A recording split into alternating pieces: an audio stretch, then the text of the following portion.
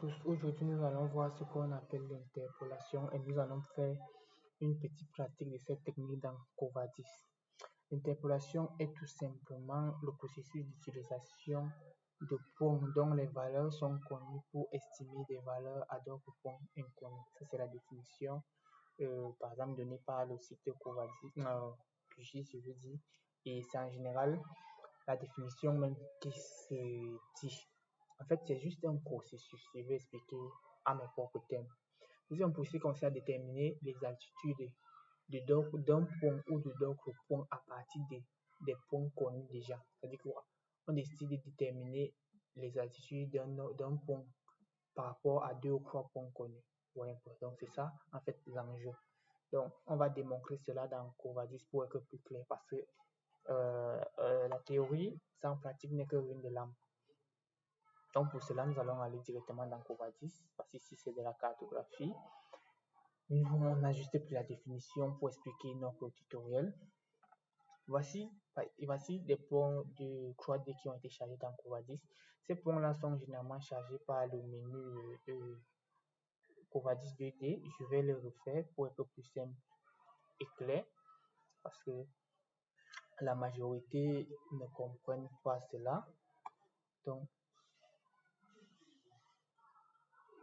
je tiens à préciser quelque chose dans cette vidéo que lorsque vous voulez travailler en 3 dimensions, pour ceux qui sont encore dans les anciennes méthodes de travail dans Covadis, ne chargez plus les points à partir de la géobase de Covadis. C'est-à-dire, la majorité des gens partent là-bas et partent sur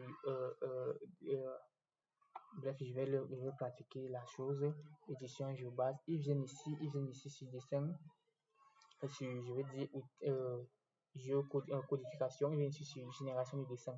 Il faut lire exactement ce que le français dit là. On dit génération d'un dessin.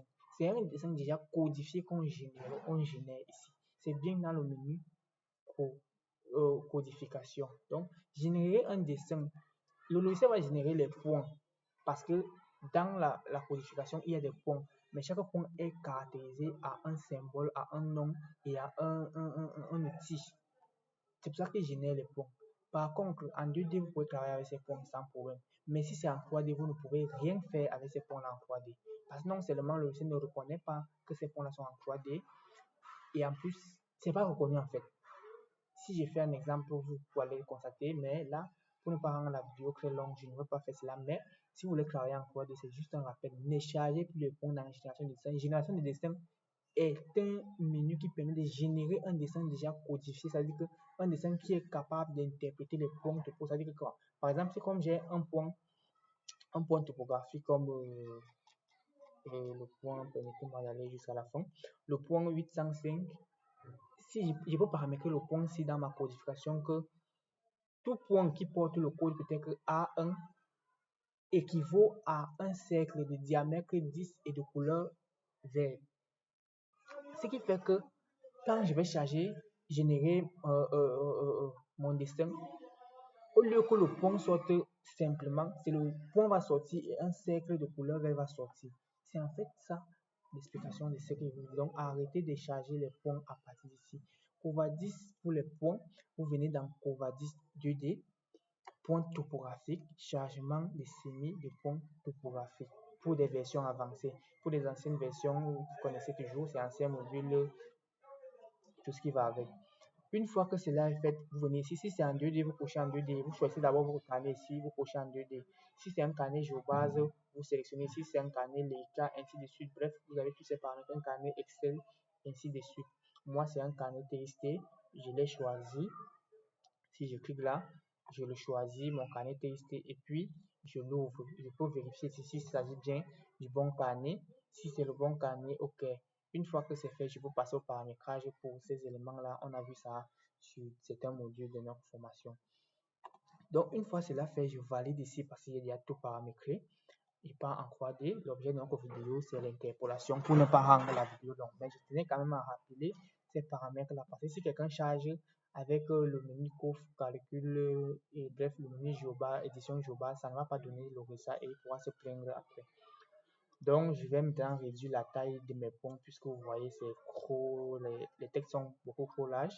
Je vais utiliser Covadis Édition, attribut, auteur. Puis je vais changer les majuscules et les attitudes en 0,25, 0, bon, 1, point. Ok. Une fois que c'est fait, je vais maintenant passer au processus d'interpolation. Imaginez par exemple que vous voulez interpoler des points sur cette zone-ci. C'est simple. Il y a plusieurs types d'interpolation. Comme vous pouvez le constater, nous allons venir ici à Covadis 3D et nous allons regarder ici à gestion, je vais dire construction 3D. Dans construction 3D, on a l'interpolation linéaire 3D. On a l'interpolation 3D sur arc. On a l'interpolation 3D sur pour les lignes. Nous, on va seulement travailler avec l'interpolation linéaire 3D. Là, ce sont les points topographiques. Ce n'est que ça qu'on va utiliser dans ce tutoriel. Je clique sur ça. Une fois que j'ai cliqué sur ça, je peux passer au paramétrage et tout ce que je veux, les matricules ici et tout ça. Je peux décider d'appeler mes points peut-être OU. Bon, prenons ça en majuscule. Bon, non, T. Appelons ça T tout simplement. On peut paramétrer tous ces éléments. Bon, moi j'ai déjà fait. Je n'ai pas un problème à ça. Les attitudes, je mets automatique 2 chiffres après la virgule. Pour moi, c'est suffisant. Je peux zoomer là et là, je constate que je n'ai qu'un seul point de radical T et d'indice 1. Une fois que j'ai vérifié ces paramètres-ci, je valide OK. Là, il va me proposer les types d'interpolation avec le nombre de points que j'ai. Par ici, j'ai utilisé le reste. Je vais commencer par interpoler entre deux points avec une ligne d'intersection. C'est comme ça, entre deux points selon une distance du premier point. Bon, ça dépend du nombre du point et des points et tout ça. Moi, je vais carrément avec 3 points pour aller plus simple. Pour 4 points, dépendamment, puisque plus c'est beaucoup de points, plus la précision est bonne. Bref, ça dépend des cas. Je vais valider. On me demande ici point pour lequel on recherche l'attitude. Donc, je cherche d'abord le point pour lequel je recherche l'attitude. Imaginons que je cherche l'attitude du point que je veux le positionner à cet endroit-ci. Dès que je clique là, on va tenter de sélectionner le point, le premier point d'interpolation. Voici mon premier point. Il a commencé l'interpolation. Je sélectionne mon deuxième point. Quand il va sélectionner le troisième point, mon premier point est sorti avec son attitude. Je vais faire pareil avec d'autres points. 1, 2, même si je ne pas prendre où ça va faire le travail. 3, ainsi de suite.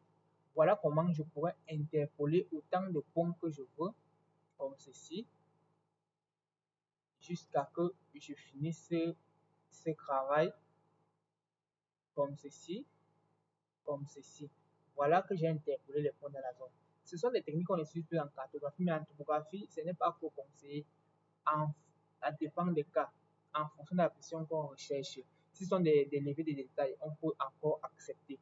Mais si ce sont des levées de surface ou des travaux de précision comme les travaux routiers, les travaux d'urbanisme et tout ça, il ne faut pas vraiment blaguer avec. Mais les choses comme les plans d'état de lieu, on peut créer ces points-là de façon simple. C'est très très simple. Donc, l'interpolation, il faut savoir si c'est bien ou pas. Donc, c'est la même chose que je peux faire sur tous ces modules-là. Si c'est 4 points, par exemple, ça va toujours me donner les mêmes résultats.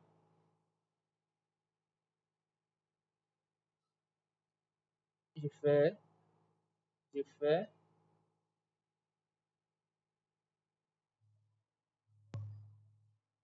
Attendez, j'ai pas coché.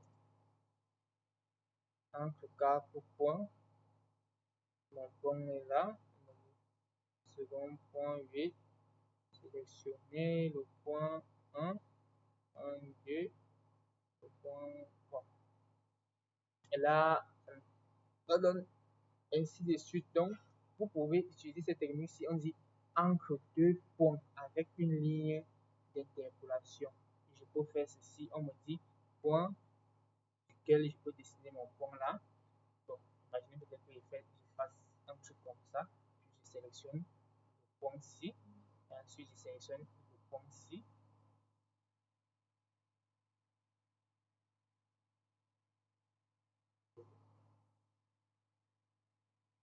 Bref, ce sont ces techniques-là. Je vais arrêter là. Ok. Voilà mes points que j'ai interpolés. Une fois que j'ai interpolé, il faut toujours faire le MNT avec ces points-ci si je veux, en venant tout simplement dans Covadis Squad et MNT Objet. Je peux décider. Donc, il y a plusieurs techniques. Je vais aller plus rapidement pour ne pas perdre de temps. Je passe ici. Objet visible MNT. Et là, j'ai mon MNT en un clic. Par contre, si il n'y avait pas de réponse, le MNT devait passer tout simplement là.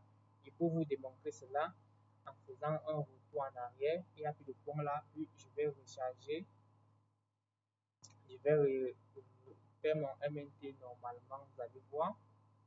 Euh, Pas besoin de ça. Voilà mon MNT. Et c'est dynamique. Je peux décider toujours de faire un pont là et automatiquement ça va s'interpoler. Le MNT va également s'interpoler. Pour ce faire, je reviens là, je viens sur construction, je viens ici en interpolation linéaire. Je choisis l'interpolation linéaire sur 3 points. 3 points. Je dis par exemple que je vais déterminer le pont d'ici.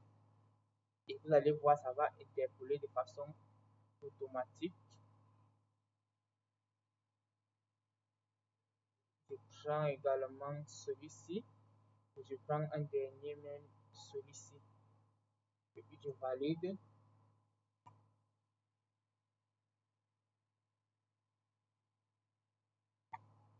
Là, ça n'a pas fait la mise à jour, normalement. Et il y a souvent une mise à jour simple qui se fait. Mise à jour, mise à jour.